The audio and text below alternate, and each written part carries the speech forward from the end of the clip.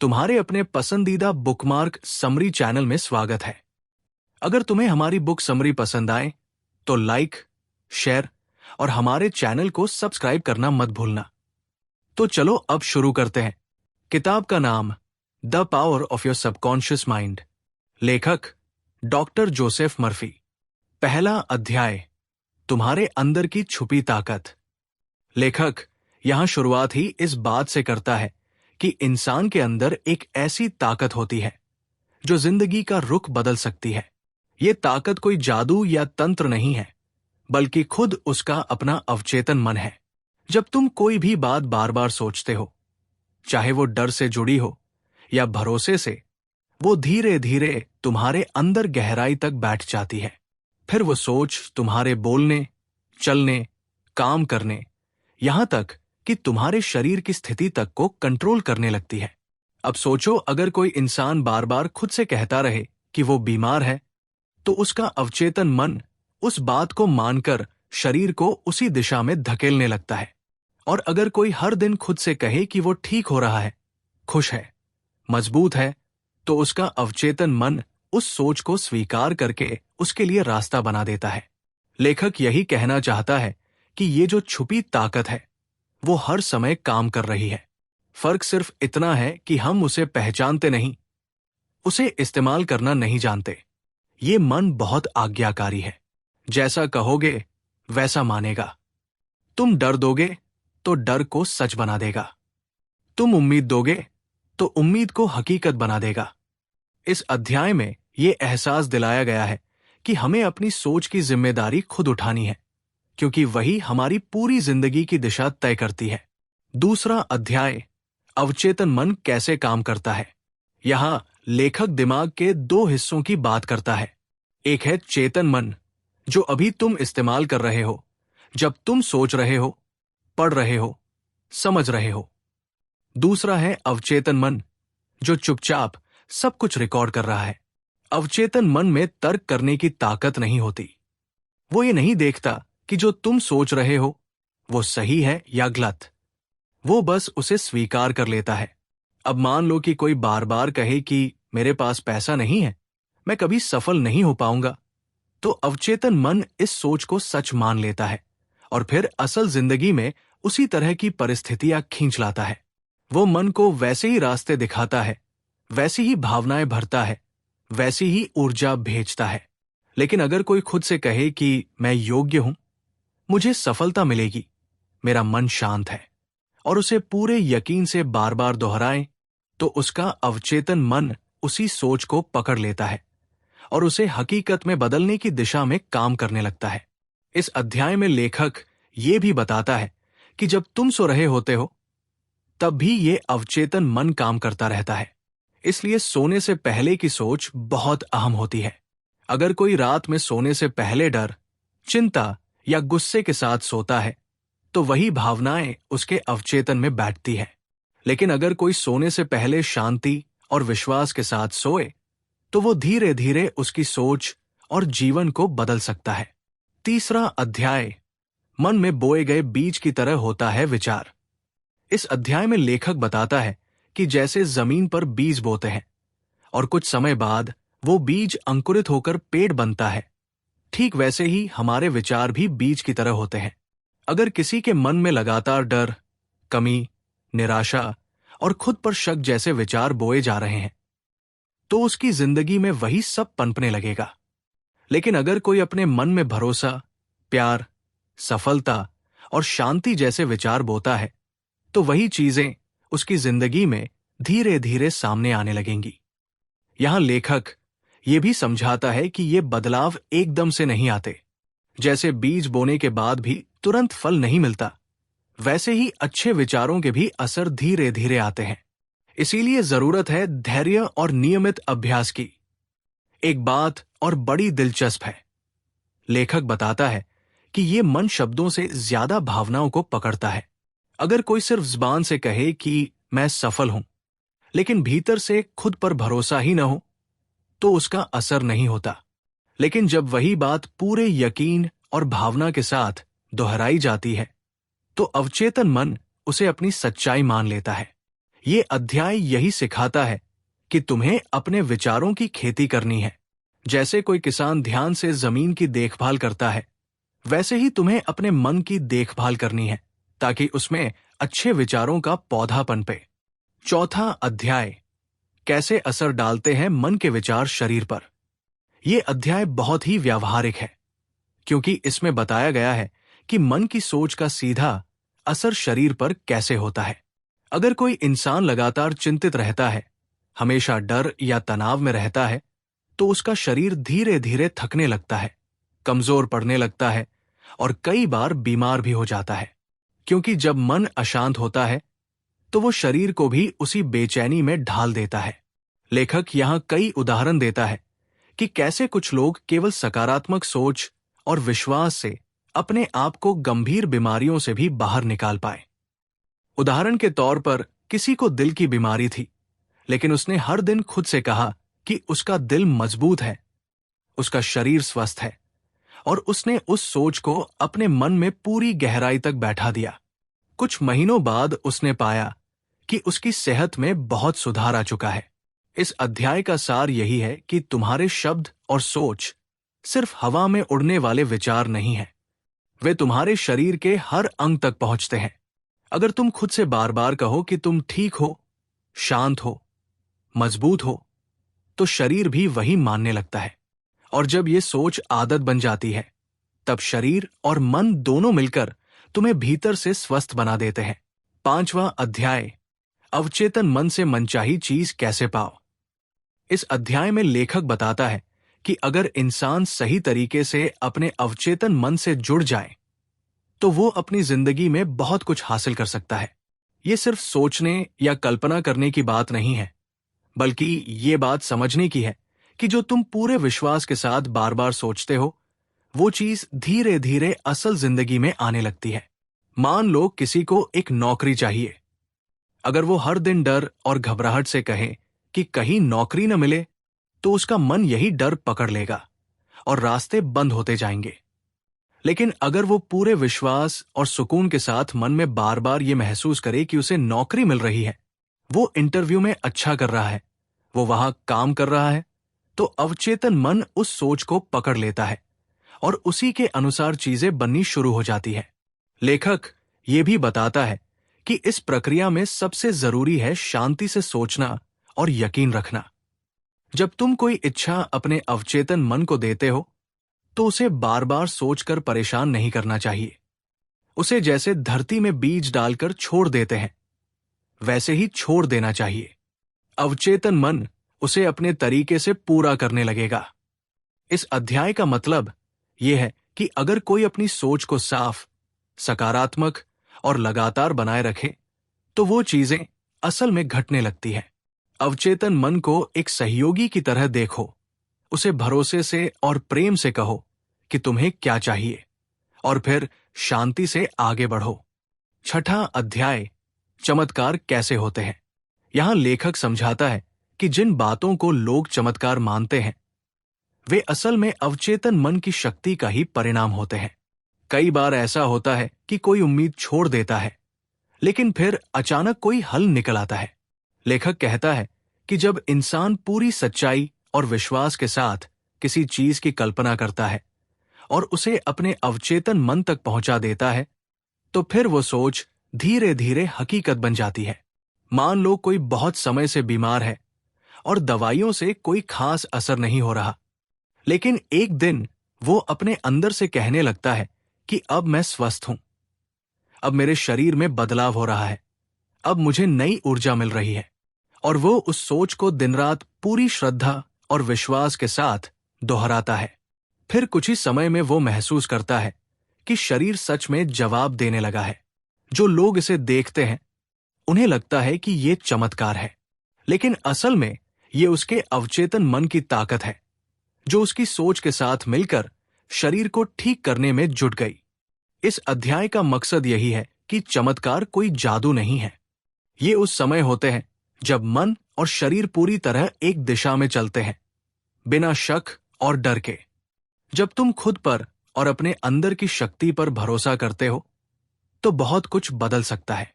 सातवां अध्याय, मन की आदतें कैसे बदलो। अब यहां बात होती है उन आदतों की जो इंसान को रोकती है, जैसे गुस्सा, डर, टाल-मटोल, खुद पर संदेह या कोई नशे की लत।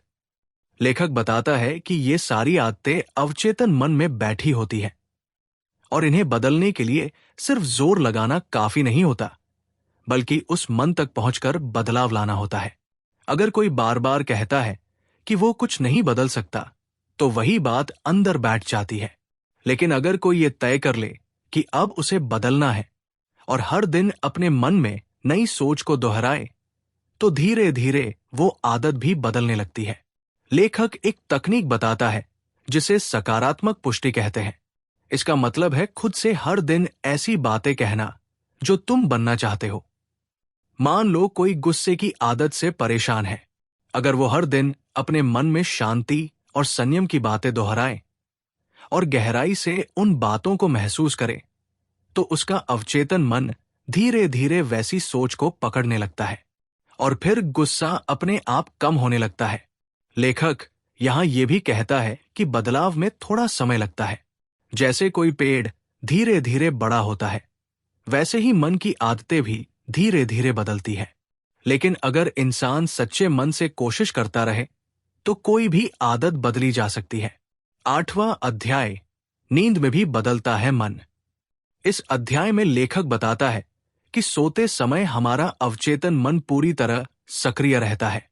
जब चेतन मन सो जाता है, तो अवचेतन मन पूरी तरह खुल जाता है और उस समय जो भी विचार भेजे जाते हैं, वे बहुत गहराई से असर करते हैं।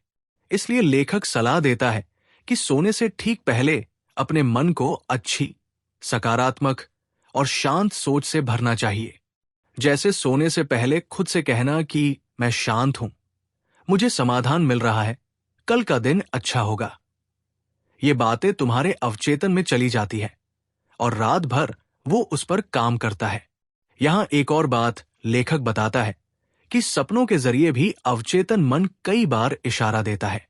अगर कोई सवाल या उलझन है, तो सोने से पहले उसे मन में रखकर सोना चाहिए। कई बार उसका जवाब सुबह साफ महसूस होता है या सपने के जरिए आता है।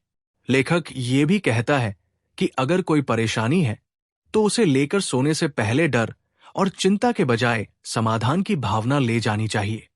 यानी ये सोचकर सोना चाहिए कि मेरे लिए रास्ता निकल रहा है, मुझे मदद मिल रही है। इससे अवचेतन मन उस सोच को पकड़ लेता है और सुबह होते होते तुम्हारे अंदर नई ऊर्जा और साफ समझ आ सकती है। 9वां अध्याय, धन और सफलता पाने में अवचेतन मन की भूमिका। इस अध्याय में लेखक एक बहुत जरूरी बात पर ध्यान खींचता है और वो है पैसों को लेकर हमारी सोच। अक्सर लोग ये मान लेते हैं कि अमीर बनना कोई गलत बात है या पैसा मांगना लालच होता है। लेकिन लेखक कहता है कि ऐसी सोचें तुम्हारे अवचेतन मन में गरीबी का बीज बो देती है।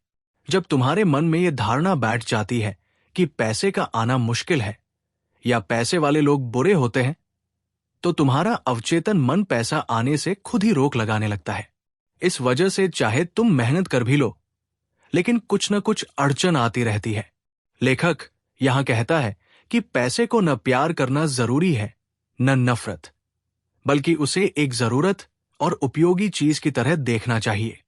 पैसा जिंदगी को बेहतर बनाने का माध्यम है और जब तुम्हारे मन में पैसे को लेकर साफ सोच होती है, तब वो सोच तुम्हारे अवचेतन मन को सकारात्मक संकेत देती है।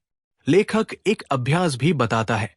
हर दिन थोड़ी देर के लिए आंखें बंद करके मन में ये दोहराना कि पैसा एक स्वतंत्र रूप से बहने वाली शक्ति है जो मेरे जीवन में आसानी से और लगातार आ रही है।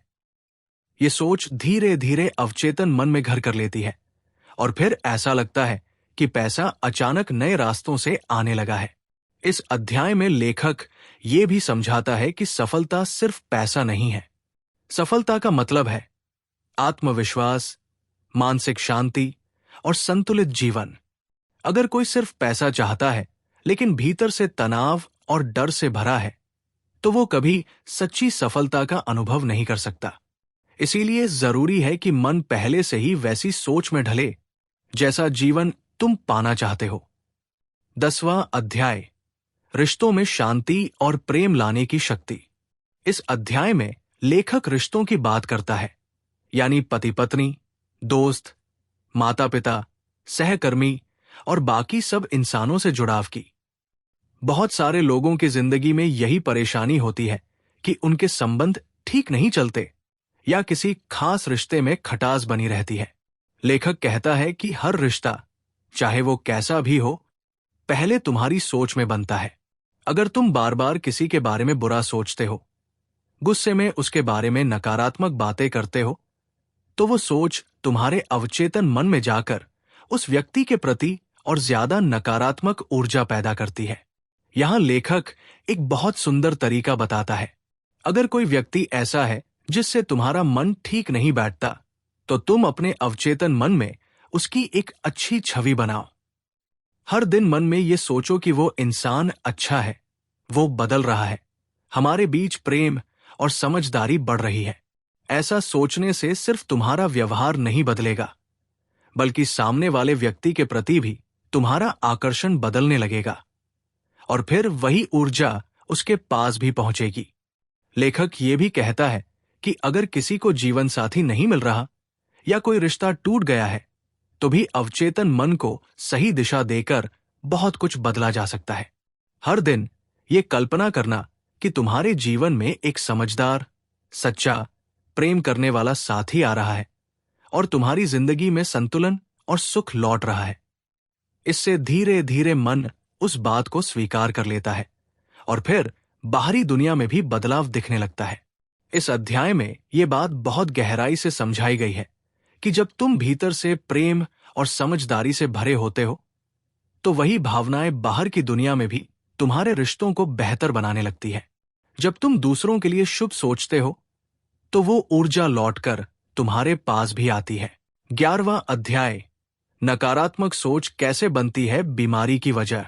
इस अध्याय में लेखक इस बात को बहुत साफ तरीके से समझाता है कि हमारा शरीर और मन आपस में गहराई से जुड़े होते हैं। जब मन में लगातार डर, चिंता, दुख या गुस्सा जमा होता रहता है, तो उसका असर शरीर पर दिखने लगता है। बहुत बार ऐसा होता है कि कोई इंसान बीमार हो जाता है, लेकिन डॉक्टर भी ये नहीं समझ पाते कि वजह क्या है। लेखक कहता है कि कई बीमारियां शरीर में नहीं, बल्कि सोच में शुरू होती है। जब तुम अपने भीतर हर दिन नकारात्मक बातें दोहराते हो, जैसे मैं हमेशा थका रहता हूं, मुझे कुछ अच्छा नहीं लगता, मुझे कुछ हो जाएगा, तो ये सब बातें अवचेतन मन पकड़ लेता है और फिर वो शरीर को उसी हिसाब से जवाब देना शुरू कर देता है। लेखक कुछ उदाहरण भी देता है जहां लोग सालों से बीमार थे, लेकिन जब उन्होंने अपने मन की सोच को बदला, तो बिना दवा के भी धीरे धीरे ठीक हो गए। लेखक ये भी कहता है कि अवचेतन मन का शरीर पर बहुत गहरा असर होता है और अगर उसे ये बताया जाए कि अब शरीर ठीक हो रहा है, अब ऊर्जा लौट रही है, तो शरीर उस बात पर प्रतिक्रिया देने लगता है। इस अध्याय का मतलब यह है कि अगर कोई इंसान अपने शरीर को सच में ठीक करना चाहता है, तो सिर्फ दवाइयां नहीं, सोच भी बदलनी पड़ेगी। हर दिन अपने मन में ये दोहराना कि मैं स्वस्थ हूं, मेरे भीतर शक्ति है, मेरा शरीर हर दिन बेहतर हो रहा है। इस तरह की बातें शरीर को भी जवाब देना सिखा देती है। 12वां अध्याय, डर को कैसे खत्म किया जाए। अब इस अध्याय में लेखक उस चीज पर बात करता है जो लगभग हर इंसान के जीवन में कहीं न कहीं मौजूद रहती है, और वो है डर। डर बाहर नहीं होता, वो अंदर से उठता है। और सबसे बड़ी बात यह है कि डर हमेशा किसी बात के होने से पहले ही इंसान को परेशान कर देता है। लेखक कहता है कि डर हमारे अवचेतन मन को जकड़ लेता है और फिर वही डर धीरे धीरे सोच और व्यवहार में दिखने लगता है। कोई डरता है कि नौकरी चली जाएगी, कोई डरता है कि बीमारी हो जाएगी, कोई डरता है कि लोग क्या कहेंगे। ये सब डर धीरे धीरे इतने पक्के हो जाते हैं कि इंसान के फैसले, उसकी मेहनत और उसका आत्मविश्वास सब डगमगाने लगता है। अब यहां पर लेखक 2 तरीके बताता है जिनसे डर को हराया जा सकता है। पहला, ये कि डर की जगह भरोसे को दोहराया जाए। हर बार जब मन में कोई डर आए, तो खुद से ये कहना कि मैं सुरक्षित हूं, मैं सक्षम हूं, मेरे साथ अच्छा ही होगा। ये बातें धीरे धीरे उस डर को ढीला करने लगती है। दूसरा तरीका यह है कि डर का सामना सीधे किया जाए। अगर तुम किसी चीज से डरते हो तो लेखक कहता है कि उसे बार बार अपने मन में दोहराओ, लेकिन साथ ही सकारात्मक बात जोड़ दो। जैसे अगर कोई स्टेज पर बोलने से डरता है तो हर दिन ये सोचो कि मैं मंच पर आत्मविश्वास से बोल रहा हूं और लोग मुझे ध्यान से सुन रहे हैं। जब ये सोच बार बार दोहराई जाती है तो अवचेतन मन उस डर की छवि को बदलना शुरू कर देता है। ये अध्याय तुम्हें यह समझाता है कि डर कोई सच्चाई नहीं है, वो एक कल्पना है जो मन ने खुद बना ली है, और जिस बात को मन ने बनाया है उसे मन से ही बदला भी जा सकता है। डर को खत्म करने का सबसे अच्छा तरीका है उसकी जगह भरोसे और साहस को लाना। 13वां अध्याय, नींद का चमत्कार। इस अध्याय में लेखक बहुत सच्ची और जरूरी बात करता है कि नींद सिर्फ आराम करने के लिए नहीं है, बल्कि एक ऐसा समय है जब तुम्हारा अवचेतन मन सबसे ज्यादा एक्टिव होता है। दिन भर जब तुम सोचते रहते हो, उलझे रहते हो, तो तुम्हारा चेतन मन लगातार सवाल करता है, शक करता है, हर चीज में लॉजिक ढूंढता है। लेकिन जैसे ही तुम सो जाते हो, चेतन मन सो जाता है और अवचेतन मन खुला रह जाता है। अब यहां सबसे बड़ा मौका होता है, क्योंकि जो बात तुम सोते समय अवचेतन मन तक पहुंचाते हो वो सीधे भीतर जाकर असर करना शुरू कर देती है। इसलिए लेखक ये कहता है कि अगर तुम किसी परेशानी में हो, कोई फैसला नहीं ले पा रहे, कुछ नया शुरू करना चाहते हो, या अंदर कोई डर या चिंता है, तो सोने से ठीक पहले उस बात का हल अपने मन में दोहराओ। जैसे अगर कोई काम को लेकर उलझन है तो सोने से पहले मन में कहो कि मुझे सही रास्ता मिल रहा है, मेरा मन शांत है, समाधान मेरे पास आ रहा है। जब तुम ये सोचकर सोते हो तो अवचेतन मन रात भर उस दिशा में सोचता रहता है और अक्सर सुबह तुम्हें एक नई क्लैरिटी, एक नया आइडिया या कोई सहज रास्ता मिल जाता है। लेखक ये भी कहता है कि सोने से पहले अगर तुम गुस्से में हो या किसी बात से परेशान हो तो वो सोच भी अवचेतन में चली जाती है और तुम्हारे सपनों, शरीर और अगली सुबह पर असर डालती है। इसलिए कोशिश यही होनी चाहिए कि सोते वक्त मन में शांति और सकारात्मक सोच हो। और हां, लेखक ये बात भी बताता है कि बहुत सारी शारीरिक बीमारियां सिर्फ अच्छी नींद से ठीक हो सकती है, क्योंकि जब तुम सोते हो तो शरीर खुद को रिपेयर करता है और मन नई ऊर्जा इकट्ठा करता है। 14वां अध्याय, अवचेतन मन कैसे रिश्तों को तोड़ता या जोड़ता है। इस अध्याय में बात है रिश्तों की, जो हर इंसान के जीवन में सबसे ज्यादा असर डालते हैं। लेखक कहता है कि कई बार तुम सोचते हो कि सामने वाला इंसान बदल जाए तभी रिश्ता सुधरेगा, लेकिन असल में ज्यादातर रिश्तों की शुरुआत तुम्हारे अपने नजरिए से होती है। अगर तुम्हारे मन में किसी इंसान को लेकर लगातार शिकायतें, गुस्सा या निराशा है तो वो सोच हर बार बातों, व्यवहार और ऊर्जा में निकल कर आती है और फिर सामने वाला भी वैसा ही जवाब देता है। अब इसका हल क्या है?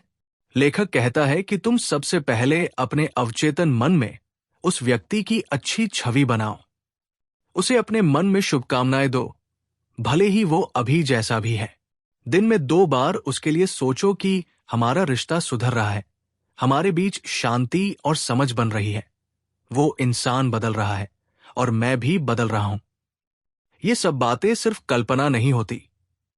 अवचेतन मन इन्हें धीरे धीरे पकड़ता है और फिर तुम्हारा व्यवहार बदलता है, तुम्हारी प्रतिक्रिया बदलती है और वही बदलाव रिश्ते में भी दिखने लगता है। अगर किसी रिश्ते में बहुत ज्यादा तकलीफ है या दूरी आ गई है, तब भी लेखक यही सलाह देता है कि लड़ने या तर्क करने के बजाय शांत होकर मन में सकारात्मक भावनाओं को दोहराओ। तुम जैसे सोचते हो वैसे ही संबंध बनने लगते हैं। 15वां अध्याय, बुरी आदतों से छुटकारा पाने की मन की ताकत। ये अध्याय बहुत जरूरी है क्योंकि इसमें लेखक बताता है कि कैसे तुम अपने अंदर की बुरी आदतों से मुक्त हो सकते हो, वो भी बिना डर, जबरदस्ती या खुद से लड़ाई किए। लेखक कहता है कि कोई भी आदत अचानक नहीं आती। वो धीरे धीरे बनती है और अंदर बैठ जाती है। और वो जहां बैठती है, वो जगह है तुम्हारा अवचेतन मन। अब अगर कोई आदत अवचेतन में है, तो उसे हटाने के लिए भी वहां तक पहुंचना पड़ेगा। तुम्हें सबसे पहले ये मानना होगा कि तुम उस आदत से बड़े हो। तुम सिर्फ वो आदत नहीं हो। और फिर रोज उस सोच को दोहराना है कि मैं अब आजाद हूं। ये आदत अब मेरा हिस्सा नहीं रही। मैं मजबूत हूं और खुद को संभाल सकता हूं। अगर तुम कोई नई आदत अपनाना चाहते हो, जैसे सुबह जल्दी उठना, पढ़ाई में ध्यान लगाना या गुस्सा कम करना, तो उसकी एक छवि अपने मन में बनाओ। जैसे कि खुद को देखो सुबह उठते हुए, शांत रहते हुए, समझदारी से जवाब देते हुए। शुरुआत में दिमाग विरोध करेगा, कहेगा कि अरे ये तेरे बस की बात नहीं, लेकिन तुम डटे रहो। लेखक कहता है कि लगातार दोहराई गई बात कभी खाली नहीं जाती। वो भीतर असर डालती है और आदतों को धीरे धीरे बदल देती है। 16वां अध्याय, कैसे खुद को जवान और ऊर्जा से भरा रखा जाए। अब इस अध्याय में बात है उम्र की, और उस सोच की जो उम्र के साथ इंसान को बूढ़ा कर देती है, चाहे वो असल में बूढ़ा हो या न हो। लेखक कहता है कि असली उम्र वो नहीं होती जो कैलेंडर पर लिखी हो। असली उम्र वो होती है जो तुम खुद को अंदर से महसूस करते हो।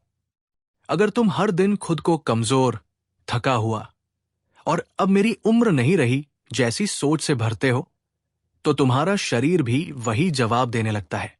लेकिन अगर तुम हर दिन अपने मन में ये सोचो कि मैं तरोताजा हूं, मेरे अंदर नई ऊर्जा है, मैं आज भी नए मौके के लिए तैयार हूं, तो तुम्हारा अवचेतन मन उस सोच को पकड़ लेता है और तुम्हारे शरीर को उसी हिसाब से चलाना शुरू कर देता है।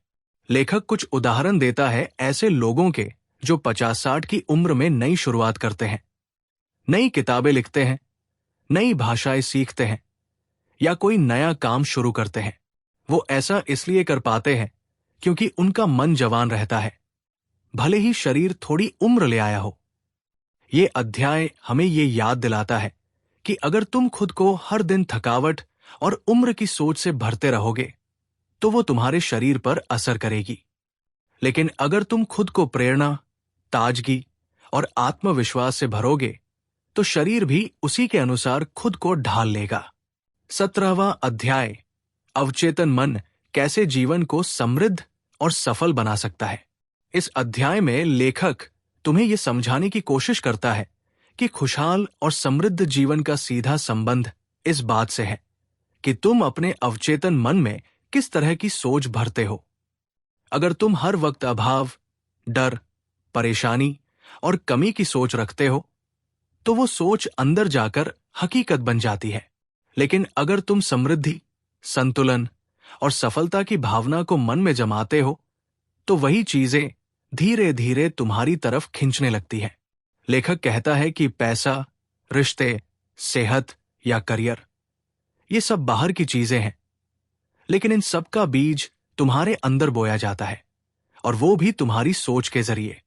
यहां पर एक बात बहुत साफ बताई गई है, समृद्धि का मतलब सिर्फ पैसा नहीं होता। इसका मतलब है मन की शांति, रिश्तों की मिठास, शरीर की ताजगी और काम में संतुलन। और ये सब कुछ तब आता है जब तुम अपने अवचेतन मन में ये पक्का कर देते हो कि मैं इसका हकदार हूं, मेरे पास हमेशा पर्याप्त है, मैं जो चाहता हूं वो मेरे पास आ रहा है। लेखक ये भी कहता है कि तुम्हें कभी ये सोचकर कुछ नहीं मांगना चाहिए कि मुझे बहुत जरूरत है या मैं बहुत लाचार हूं, क्योंकि ऐसी सोच से तुम्हारा अवचेतन और भी अभाव वाली स्थिति पैदा करता है। बल्कि तुम्हें यह सोचकर मांगना है कि मैं अब तैयार हूं, मुझे भरोसा है, मेरे पास सब कुछ आने वाला है। 18वां अध्याय, कैसे विश्वास से काम करना हर हाल में सफलता की तरफ ले जाता है। इस अध्याय में लेखक ये बात दोहराता है कि तुम्हारी सोच में अगर सच्चा विश्वास हो तो उसका असर जरूर दिखता है, लेकिन अगर सिर्फ मन में घबराहट, शक और नकारात्मकता है, तो फिर चाहे तुम कितनी मेहनत क्यों न करो, उसका पूरा फल नहीं मिलेगा। लेखक कहता है कि हर बार जब तुम कोई काम शुरू करो तो उसके पीछे पूरा भरोसा और सकारात्मक सोच होनी चाहिए। ऐसा भरोसा कि जो मैं कर रहा हूं वो सफल होगा, मेरे इरादे साफ है, मेरी मेहनत रंग लाएगी। यहां एक बड़ी जरूरी बात बताई जाती है। विश्वास कोई ऊपरी चीज नहीं होती, उसे भीतर से महसूस करना पड़ता है। सिर्फ बोलने से नहीं होता कि मुझे भरोसा है, बल्कि उसे जीना पड़ता है। लेखक कई उदाहरणों से समझाता है कि कैसे लोगों ने सिर्फ अपने भीतर के भरोसे से नामुमकिन जैसे हालात बदल दिए। उन्होंने परिस्थितियों से ज्यादा अपने मन को मजबूत किया और वही मन उन्हें धीरे धीरे उन हालातों से बाहर ले गया। इस अध्याय का सबसे गहरा संदेश यह है कि अगर तुम हर हाल में अपने मन को सकारात्मक और भरोसे से भरा रखो तो हालात खुद ब खुद बदलने लगते हैं।